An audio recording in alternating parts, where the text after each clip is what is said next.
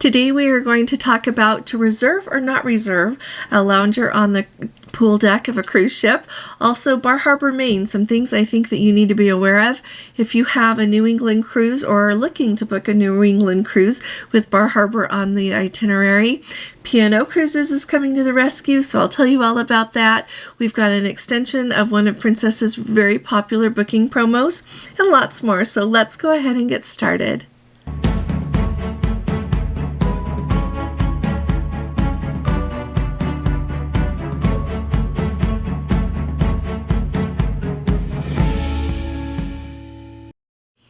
Hi there, this is Allison with Let's Go Travel Tips. Today is Monday. It is May 20th of 2024, and we are back here at headquarters. We had a lovely time on our trip, but it's always nice to come home. This evening we are going to do our live at a regularly scheduled time, so we will be starting at 8 p.m. Eastern Time. So come and join us, bring your questions, and just be ready for a fun time talking about cruising. Now let's start at the very top with what is going on with reserving loungers on the pool deck of a cruise ship. So if you have been on some cruises, you know that that is a kind of a hot topic. Let me explain the whole situation. So when you go on a cruise, up on the pool deck where the pools are, there will be loungers.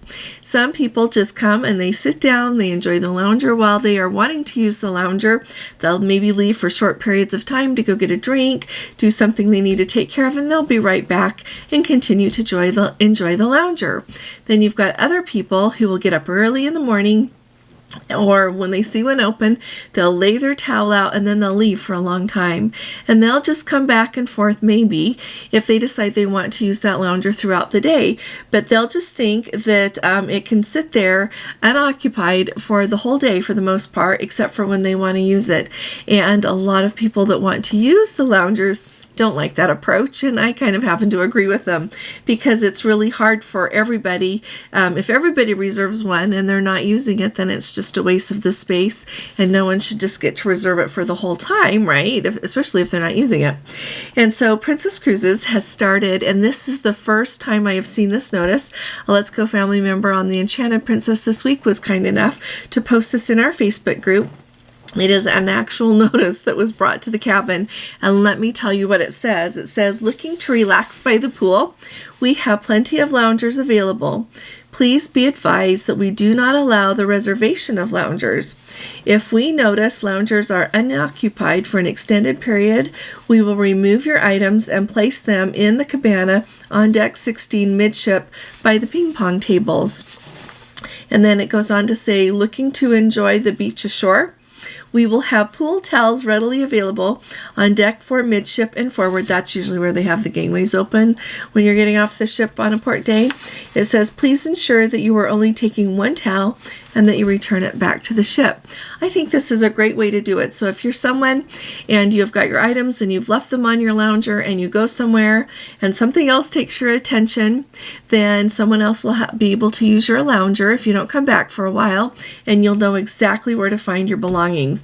I think this is a great approach because I think it's really important that if you want to use the lounger, you're there, and if you don't, that you don't leave your stuff there for a long time. So let me know what you think about this in the comments. I would really like to hear from you and what you think. I think it's great that they are kind of organizing how they are monitoring this. So like I said, everyone will know where to find their items. Another really important thing to note on Princess Cruises, if you have not sailed on Princess before, they don't make you check out your pool towel or the one that you would be taking ashore to enjoy at the beach. They don't make you check that out with your cruise card. It is simply on the honor system, and I think it's really important that we keep our honor and that we get their towels back. I have been in ports before that I've seen towels left behind, and that makes me worry a little bit, and I like to think that someone was coming back for them where I saw them left. But make sure that, like they said, you bring them back with you and that you just take one. And it is very much a courtesy that they offer these to us because it really cuts down on how much you have to pack when you're going to travel, and then you don't have to wash your own towels while you're on board either, so it's really nice. Like I said, let me know in the comments what you think about all of that. Now I want to tell you about P&O Cruises coming to the rescue. And we've had P&O Cruises have been in the news a lot lately with having a lot of norovirus on one of their cruise ships. And so this is good news about P&O Cruises. There's a group of 16 youth, and they hail from mostly New South Wales, and they are associated with the High Rotary Club of Australia.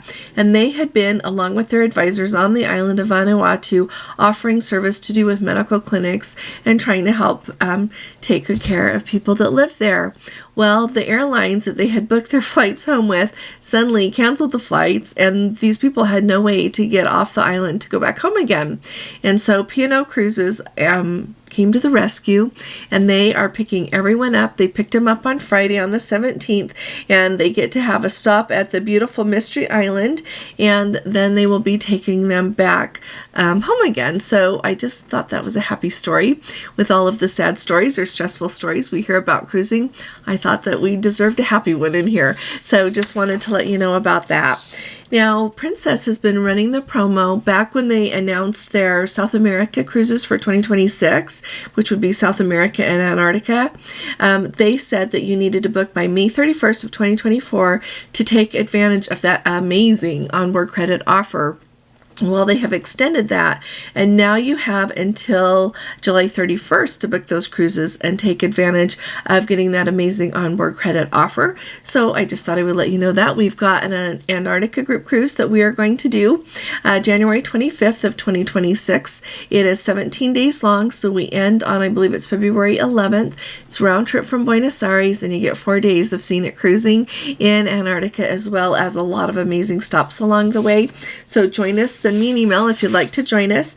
But some of the ones that really stood out to me that are part of that season is the one we're doing, the 17-day Antarctica. But they've also got a 16-day Cape Horn and Strait of Magellan if you don't want to go clear down to Antarctica.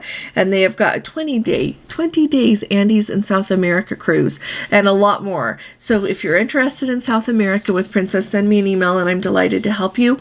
But just know that now you have until July 31st of 2024 to make those bookings for the 2026 season and still get that amazing onboard credit. To give you an idea of the onboard credit, Gordon and I booked a balcony cabin, and our cruise fare is around $10,000, but we get $1,800 between the two of us of onboard credit. So it is a really big game changer. You can use that, like for your excursions, which are expensive there. So it will take care of other expenses associated with going there and getting to see everything. Let's talk for a minute about those balcony dividers. Now, when you go on a cruise, you have your cabin and you have your balcony if you've booked a balcony. Now, between you and the cabin next door, there is a divider out on the balcony, on the deck there, between the two balconies. It's appropriate. But sometimes when friends or family are cruising together, they would like that divider to be opened so that everyone can be out on the balcony together and visit and go back and forth. So doing some research about this, a lot of people wonder when those dividers can be opened and when they can't. So first of all, if you want to have it opened, you need to ask your cabin steward when you get on board the ship. And your cabin steward will verify with both parties that they want the divider open. So someone can't just open the divider without telling you. Okay, it's part of the thing to double check with everybody involved. They'll make sure that everybody wants that open. The really important thing to know is when those dividers can't be opened, and that is when there's a fire door that is in between your cabin and then one next to you. Now, how do you know where there's a fire door? When you look at the deck plans, you can see usually where the fire doors are. There's those doors that they're usually held open by magnets as you go down the hall. Sometimes they close, but they close when there is a fire emergency. And that's not always a fire emergency when they close. Sometimes when there's rough seas, it'll move enough that then they'll close, but you can open them again. But they're really heavy doors. But the bottom line is when there is a fire door right there, then that going through that cabin, that divider does not open. So as you're trying to plan your cruises and you're trying to select cabins that those dividers can be opened, that's the really kind of a really good guideline for that. I feel like maybe every once in a while there might be another reason that you couldn't, but that is really the guiding rule on that, is where those fire doors are.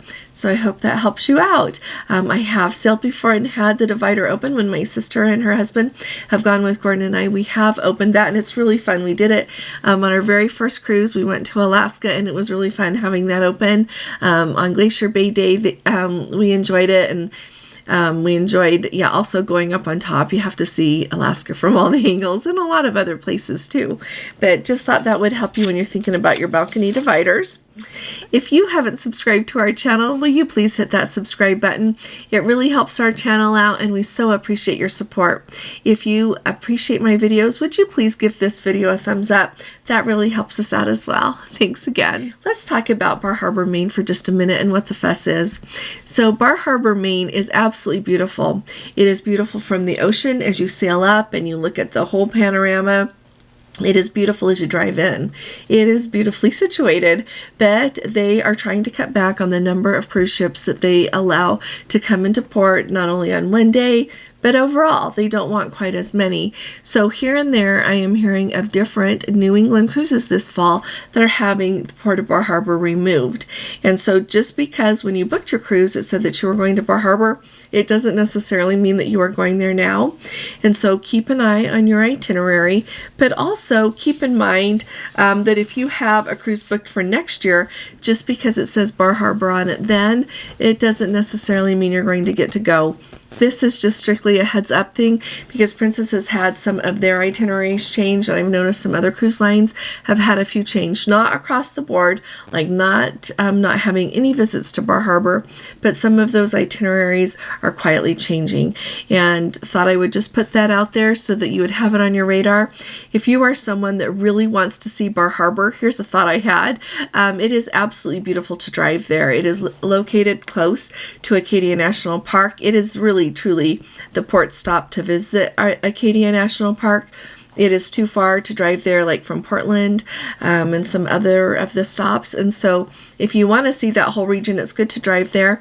And I noticed when I was just there in September that there are companies that do boat tours. So even if you drive in and you want to see the beautiful vista from the ocean and everything that goes with it, you could easily take a boat ride so that you could enjoy that as well. But just wanted to give everyone the heads up that I don't know, none of us know how many more times how many more cruise ships are going to be able to call in Bar Harbor and what that total cutback is really going to look like, if someday we're not going to have any calling there, or just what to expect. So if you happen to have a cruise booked to Bar Harbor and you've noticed any itinerary changes or even not any itinerary changes, would you please put that in the comments or send me an email so I can update everyone? It'll really help us all out. I really appreciate you all being here with me today. I'll see you all here again tomorrow, and I'll be talking to you all again really soon. You all take really good care. God bless you. Love you. Bye-bye.